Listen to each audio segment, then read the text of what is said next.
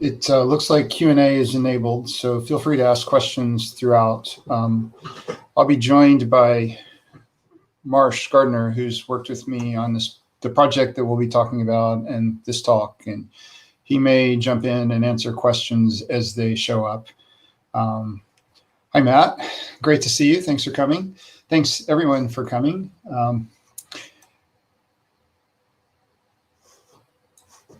I am Tim Burks. I work with Google on APIs and API management at Apogee. And I want to start today with something off the wall. And this wall is at the Musée des Beaux-Arts, the Royal Museums of Fine Arts of Belgium in Brussels. On that wall, there's a painting called Landscape with the Fall of Icarus. It's by a Dutch artist named Peter Bruegel. It was painted around 1650. It shows a moment in Greek mythology when Icarus, the son of a master craftsman, flew too close to the sun while he was wearing the wax and feather wings that his father had made for him. The wax melted and Icarus fell into the ocean, and you can see his legs in the water in the bottom right of the painting. A lot of other things are happening in this painting. A field is being plowed, sheep are being tended. It looks like someone is fishing down by the water, and a couple of big ships are sailing by. W.H. Auden, a British poet, wrote about this in the 1930s. And as I read part of his poem to you, think about all the things going on in our companies and teams as we try to work together. In Bruegel's Icarus, everything turns away quite leisurely from the disaster. The plowman may have heard the splash, the forsaken cry, but for him, it was not an important failure. The sun shone as it had to on the white legs disappearing into the green water, and the expensive, delicate ship that must have seen something amazing, a boy falling out of the sky, had somewhere to get to, and sailed calmly on. Peter Bruegel only lived into his early 40s, and among his other more famous works are a couple of paintings of the Tower of Babel. This is the largest one. It's over 5 feet wide and 3.5 feet high. And if you like jigsaw puzzles, Ravensburger sells it as a 5,000-piece puzzle. It shows an ancient project to build a tower to heaven. According to the story, the project failed when the crews suddenly began speaking different languages and were unable to communicate with each other. There's usually a supernatural explanation for their confusion, but from a purely natural perspective, we can imagine how it might have happened. Workers divided into teams, and each team developed its own best practices, its own techniques, and its own terminology. And as the project got bigger and bigger, the teams got better and better at doing things in their own individual ways. And eventually they were so individualized that they couldn't work together.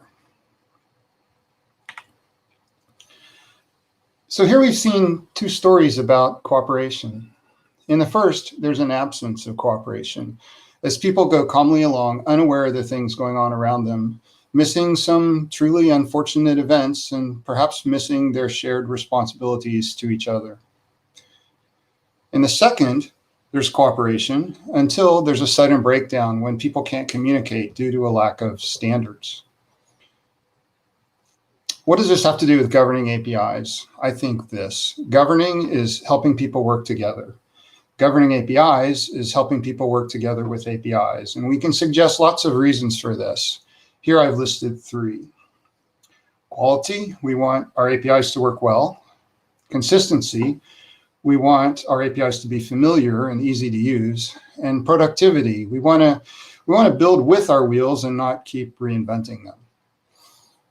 So how do we get API governance? We've found that it usually appears after an organization has made a lot of APIs. This could be dozens, hundreds, or even thousands. At some point, someone gets concerned about APIs.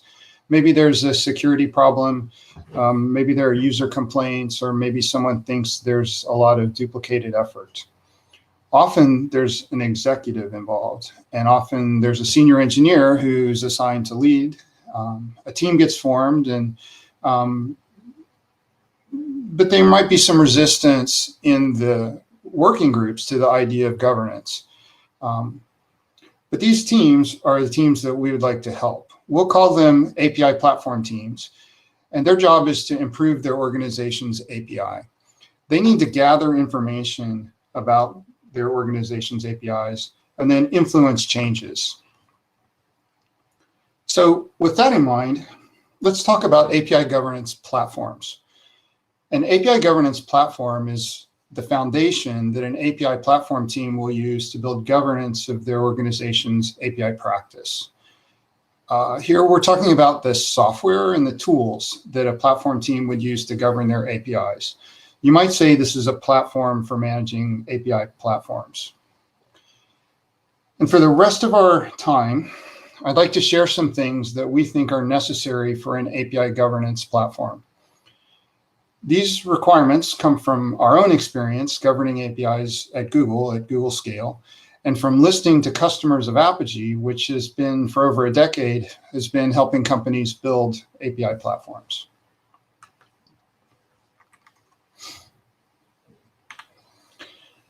So first, and very importantly, to govern, you have to know your population. You can't just govern the things that are easy to find and easy to track. Platform teams need to get information on all APIs, regardless of their style, lifecycle stage, or quality. Everything from the highly managed and monitored APIs to the forgotten ones that are running on boxes and closets. We also think it's important that every person in an organization is able to participate. See something, say something. If people know something about an API, they should have a place where they're able to share that information and knowledge. And generally, APIs should be visible to everyone in order to promote the most reuse and learning. But with that said, it's important to agree on the meaning of some basic and important terms. Here's a diagram that shows how we think about APIs. At the top level, a governance platform manages a collection of APIs, where each API represents a commitment made by some group to offer some kind of digital service. An API can change over time, so to represent that, we have API versions, where each version represents a distinct programmer's interface to the API. So if an API user has to change their code in response to an API change, we would say that's a new API version. You could think of this as being similar to major versions in semantic versioning. Below that, we have API specifications. An API specification is a description of a version, sometimes formal, usually, hopefully, in some standard format, an API or protocol buffers. An API version, though, can have multiple specifications. At Google, we have APIs designed with protocol buffers that also have discovery documents and open API specs. But in that case, and we think typically, one of the API specifications is the primary specification, and the others are derived from it. But we do have, there would be a need to have multiple specifications. Then on the right, I'm showing that each API has a collection of deployments. These are the services that developers can connect to and use. These might be in different regions. They might correspond to different lifecycle stages like development, testing, production, and deployment entries. Fields in this deployment entity would include an endpoint address and the API versions that are served by the deployments. So the previous picture shows a view of APIs at a point in time. We know that change is constant, and as things change, we often want to track the history of changes. We think this is particularly true for API specs and deployments.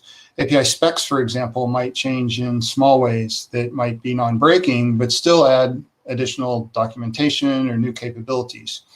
And API deployments can change as new revisions are pushed.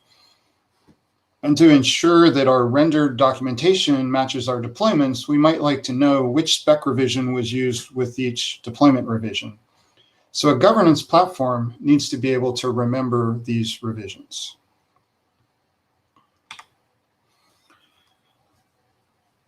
There's a lot of other things that we might want to store about our APIs, versions, specs, and deployments. Things that we might not have designed into our basic schema. And for this, we take a pattern from Kubernetes, which uses labels and annotations to associate small bits of text with entities in the Kubernetes model. We might use this to represent categories of APIs, business units, lifecycle stages, approvals, really any metadata that doesn't have a formal representation that might help us as we filter and sort APIs. And then on the right, there's also larger metadata that we might want to store in our registry. Too big to fit in Kubernetes labels, but the things like analysis reports from linters, complexity metrics, vocabularies, quality scores, approval records, and links to design docs. And you probably already thought of something that I haven't mentioned. There's lots of things that we want to attach to our APIs. So for this, we need storage for artifacts. An artifact being a blob of data with type information, like a MIME type. And we want to be able to associate these artifacts with any of the other entities in the governance platform. Next, it's important for an organization to be able to talk about where its APIs are in their life cycles. And for that, it's important to agree on a common set of stages for your life cycle. Here's a picture of a life cycle, but it's not complete, it's not definitive. Things like deprecation and shutdown aren't represented. And the many different life cycle models that you might find suggest that there's really no single right answer for all organizations. But within an organization, we do think it's important to have agreement, and this needs to be represented in an API governance platform.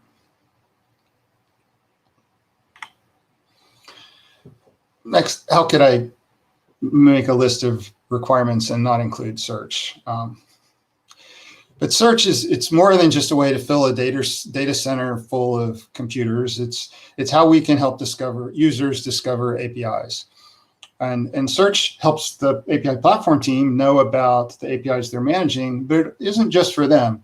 It also allows everyone in an enterprise to participate in API governance, in the API ecosystem. When APIs grow into the thousands, helping people find APIs that they can leverage becomes really critical, and search makes reuse and efficiency possible.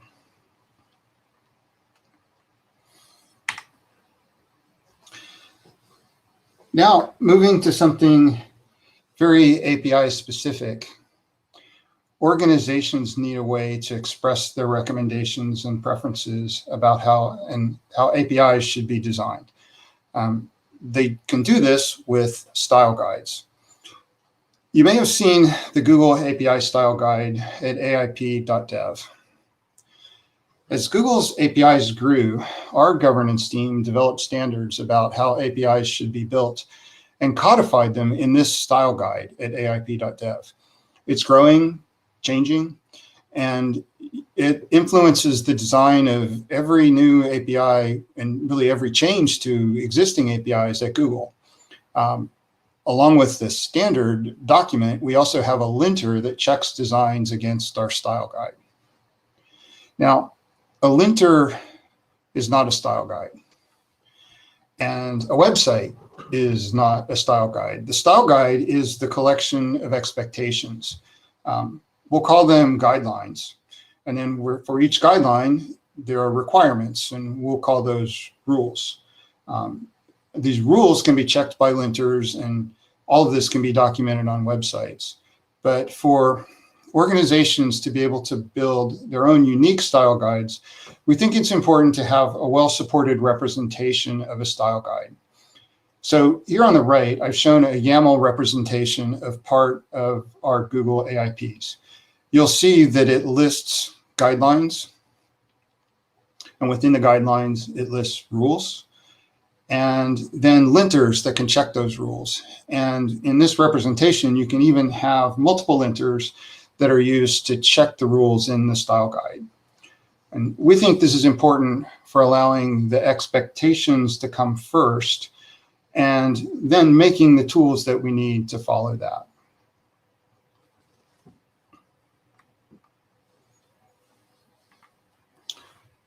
So next, we have scoring. And we can think of this in terms of some questions. How can we help API producers understand how they conform to standards and quality? How can we kind of represent that APIs are at different stages in their life cycles, like development, production, deprecation, shutdown? How can we incent API developers in the right direction? And can we automate this? If you recognize the picture on the top right, that's a health inspection grade in California that's shown on the window of a restaurant. Think about how that influences customers and guides the behaviors of restaurant operators. So scoring is important. There's different ways to score. You can have automated design reviews, like the result of linting analysis, security analysis, operational metrics, like the uptime, the performance of the API, and even human-generated reviews.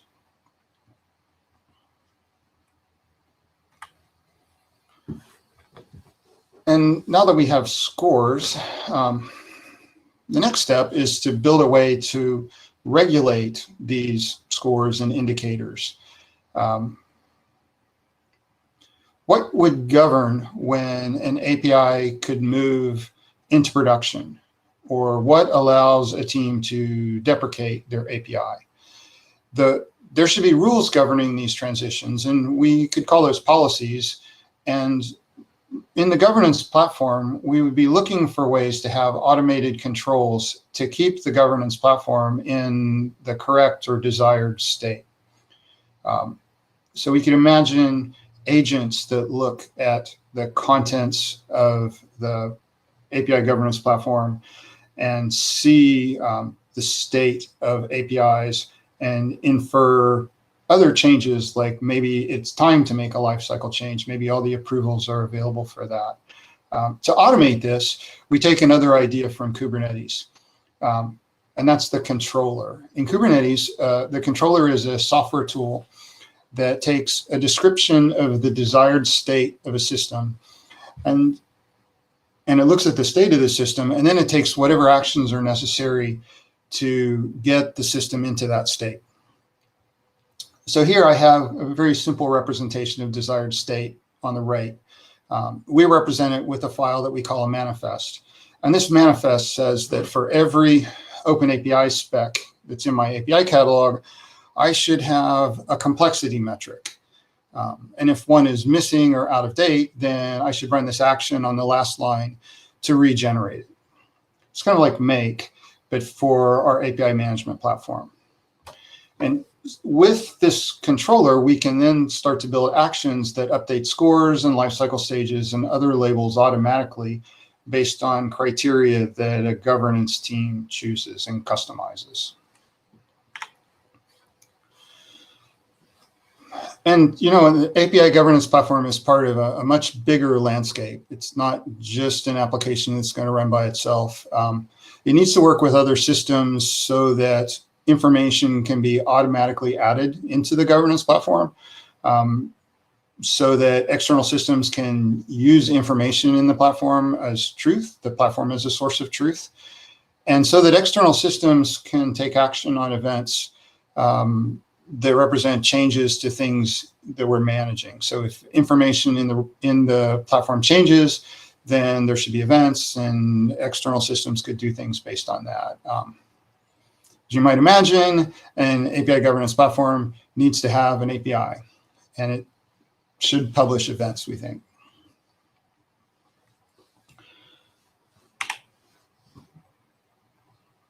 Next, when we think about all the information that we're investing in organizing all the information that's in this platform, It's really too important to risk that on a proprietary solution, a solution that might disappear if the company that makes it changes its direction or mind or loses funding.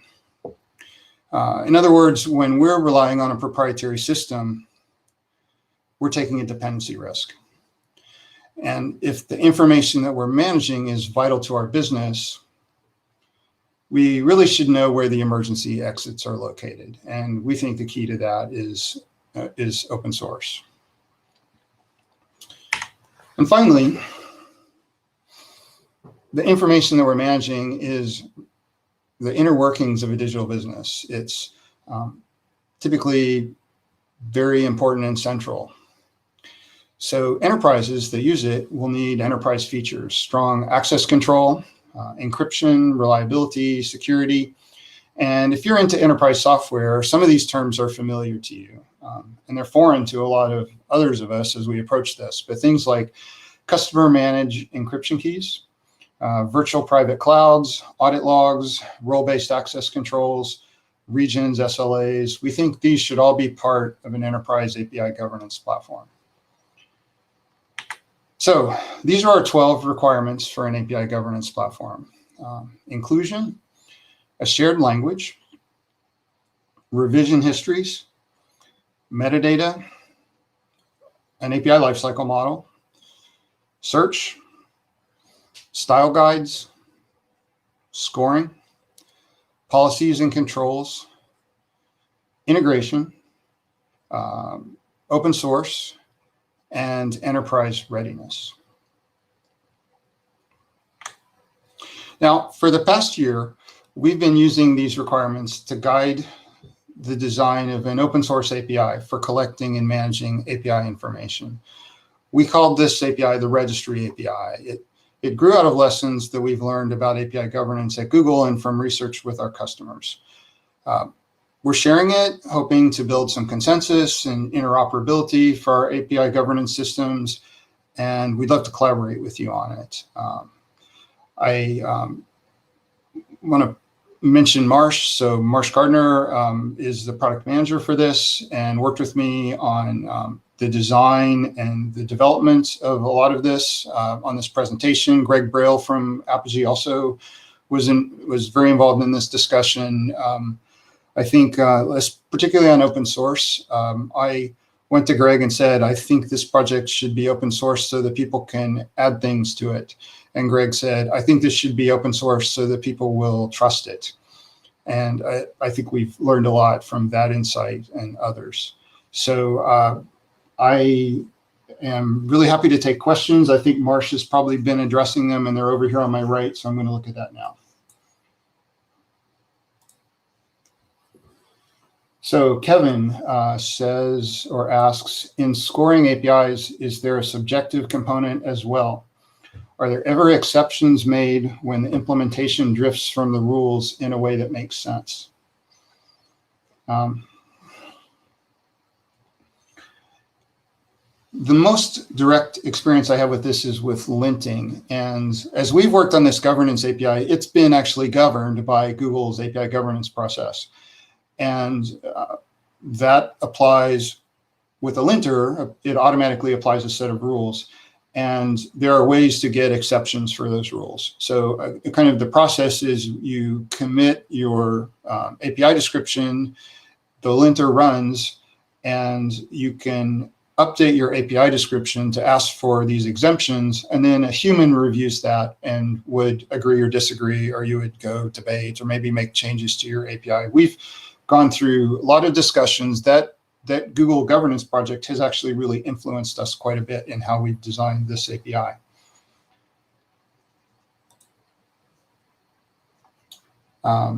Okay, I'm going to move on. Thanks, Kevin. So Rahul, does Google have folks full-time on the governance team, or is it a loosely organized coalition of folks from various domains? It's both. We have a handful of people that do API governance full-time. One of them spoke at API Specs conference a couple of years ago, Luke Sneeringer. And Luke built much of the web infrastructure and the API linter for AIPs. But the API reviewers are kind of rank and file Google developers who get something called API readability. Maybe you've heard of readability at Google being, readability is something that you get after kind of proving that you know a language well enough to do code reviews in that language. So there's C++ readability, Go readability, and Luke and JJ Giwax set up API readability, and the people who have API readability can do API reviews. So they're administered by the full-time governance people, but they're from all over.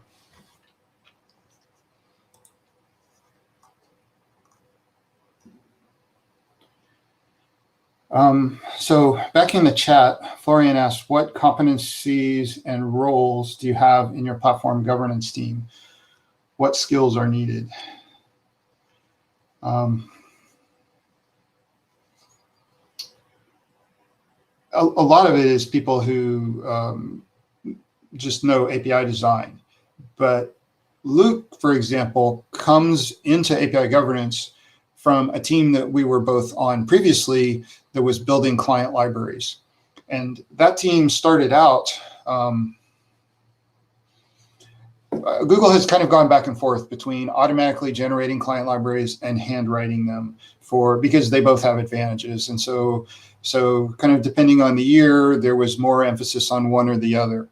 But during a time when we wanted to get better at automatically generating client libraries, we realized that the more regular and compliant with patterns our APIs were, the better the client libraries could be.